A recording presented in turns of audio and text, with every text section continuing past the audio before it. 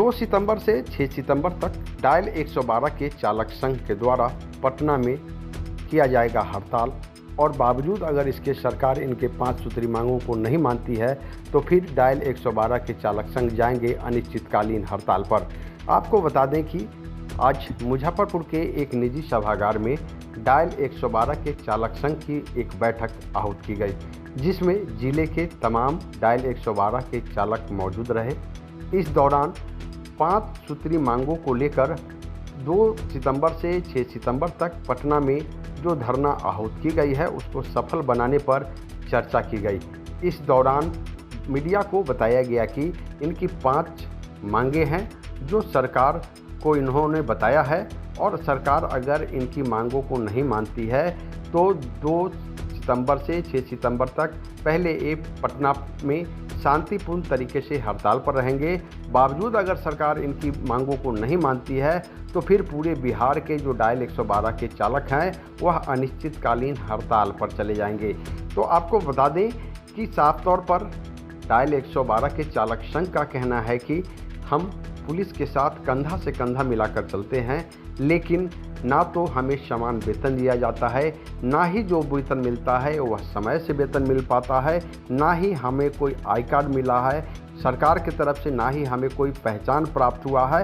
तो कई तरह की समस्याओं को डायल 112 के चालक संघ के द्वारा बताया गया है। वही उनका कहना है कि धूप, गर्मी, बरसात जो भी हो, हम कंधे से कंधा मिलाकर पुलिस के साथ काम करते हैं। हमें नौकरी तो दी गई लेकिन हमें वो नहीं दिया गया, हमें वो प्रतिष्ठा नहीं मिली सरकार के तरफ से जो एक चालक संघ को मिलना चाहिए। साथ ही उन्होंने कहा कि हमारी वेतन भी समय से नहीं मिल पाती है। तो कई तरह की परेशानियां जो है डायल 112 के चालक संघ के द्वारा आज मीडिया को बताया गया है। साथ ही उन्होंने कहा है कि इन तमाम बातों को लेकर 2 सितंबर से 6 सितंबर तक डायल 112 के चालक संघ के द्वारा पटना में शांतिपूर्ण तरीके से धरना पर बैठा जाएगा और बावजूद अगर इसकी सरकार हमारी मांगों को नहीं मानती है तो फिर बिहार के तमाम जो डायल 112 के चालक हैं वह अनिश्चितकालीन हड़ताल पर चले जाएंगे। तो सरकार के लिए कहीं ना कहीं यह बड़ी सिरदर्द है कि अगर डायल 112 की टीम अनिश्चितकालीन हड़ताल पर जाती है तो फिर विधि व्यवस्था की समस्या उत्पन्न हो सकती है। पूरे मामले को लेकर बैठक के दौरान क्या कुछ कहना है चालक संघ का, आपको सुनाते हैं। सभी साथियों को जय हिंद। मुजफ्फरपुर जिला का आज मीटिंग किया जा रहा है। कुछ मांग हमारे ERSS चालक संघ के द्वारा है जो सरकार तक आप मीडिया बंधुओं के द्वारा देना चाहते हैं, जिसमें हमारी पहली मांग है कि समान कार्य समान वेतन के साथ राज्यकर्मी का दर्जा मिलना चाहिए। चूँकि हम लोग 24 घंटे 7 दिन ड्यूटी करते हैं पर हमारे कोई भेदभाव हमारे साथ किया जा रहा है। इसके अंदर हमारे 15 साथी अभी तक शहीद हो चुके हैं, जो कि एक भी रुपए का सरकार की तरफ से या विभाग के तरफ से हम लोगों को कोई इसमें वेलफेयर नहीं दिया गया।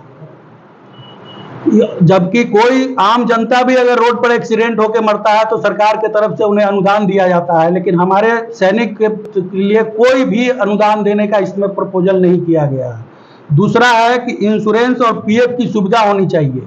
जैसा कि हम सभी लोग जानते हैं कि प्राइवेट संस्था में भी हम लोगों को PF कटता है, इंश्योरेंस मिलता है, बोनस दिया जाता है, लेकिन हमारे यहाँ विभाग और सरकार बिल्कुल भेदभाव के नज़रिए से देखते हुए कोई चीज़ नहीं देती है।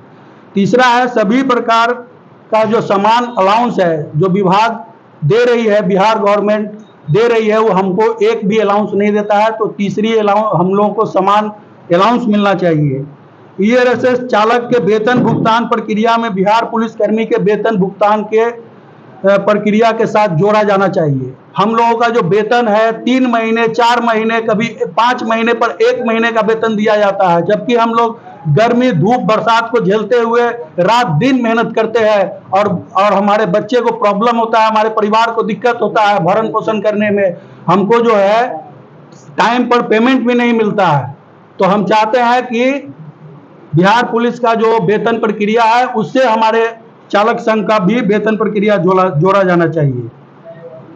बल संख्या, जैसे कि हम लोग आर्मी में जॉब करते तो हम लोगों को एक चेस्ट नंबर मिलता था, ऐसे ही बिहार पुलिसकर्मी को भी बल संख्या मिला गया है, जिससे उनकी पहचान होती है। हम लोगों को वो भी नहीं दिया गया, हमारा कोई पहचान नहीं है।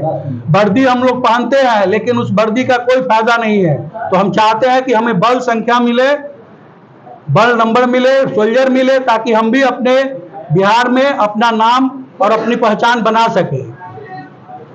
बिहार पुलिस आई कार्ड, अभी तक हम लोगों को कोई आई कार्ड निर्गत नहीं किया गया है, जबकि प्राइवेट संस्था में भी कोई जॉब करता है तो उसको एक पहचान पत्र दिया जाता है, जो कि हम लोगों को नहीं दिया गया। तो ये भी मांग है। अंत में हमारा मांग है कि बिहार पुलिस के तरह हमारा बिहार ERSS चालक संघ का भी मान्यता देना चाहिए, ताकि सरकार को उस संघ के द्वारा हम अपनी समय समय पर अपनी बात को पहुंचा सके। इसी को मद्देनजर रखते हुए पटना में हमारा 2 से लेकर के 6 तारीख तक धरना, शांतिपूर्ण धरना प्रदर्शन रखा गया है, ताकि सरकार तक अपनी बात को पहुंचाया जाए। अगर सरकार नहीं मानती है तो पूरे बिहार का ERSS 112 का चक्का जाम होगा। कुछ मांग है? मांग हमारी, जैसा कि मुजफ्फरपुर जिला के सीनियर महोदय मनीष कुमार जी ने बताया, वही हमारी मांग है। समान काम समान वेतन, 60 वर्षों तक हमारी सेवा नियमित किया जाए। पुलिस की तरह हम फ्रंट सीट पे हम बैठते हैं और हमारे बगल में एक सिपाही दरोगा जी भी बैठते हैं, उनका 1.5 करोड़ और हमारा कुछ जीरो है। तो हम चाहेंगे कि हमें भी इंश्योरेंस दिया जाए। जैसे बैंक से सर ने बताया कि बैंक से MOU उनकी साइन हुई है इंश्योरेंस के लिए, हमारा भी जो है बैंक से MOU साइन हो और हमें भी इंश्योरेंस दिया जाए। अगर सरकार आपकी बातों को नहीं मानती तो हम 2 तारीख से 6 तारीख के बीच में हम लोग पटना शांतिपूर्वक हड़ताल करेंगे। उसमें 3 दिवसीय शांतिपूर्ण तरीके से दाहिने हाथ में काला बिल्ला लगा करके, और 3 दिन में सरकार अगर हमारी सूद को ले लेती है तो बहुत अच्छी बात है, हम उनका सम्मान करते हैं, सहयोग करेंगे।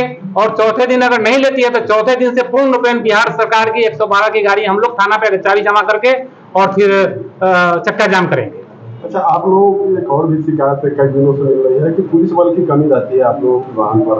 सर, स्थानीय थाना उसके द्वारा बल उपलब्ध नहीं कराया जाता आप लोगों को।